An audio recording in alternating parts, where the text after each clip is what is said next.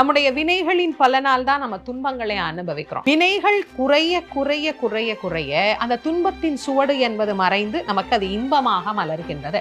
அதேதான் இந்த விரதத்திலேயும்.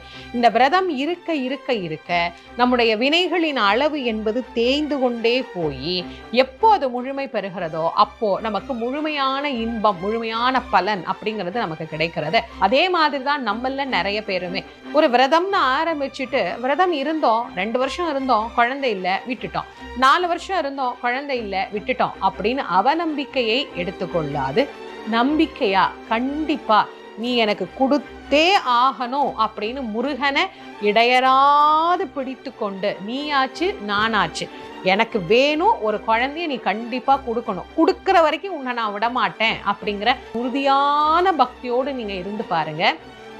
நிச்சயமாக குழந்தையை முருகப்பெருமான் அருள்வார்.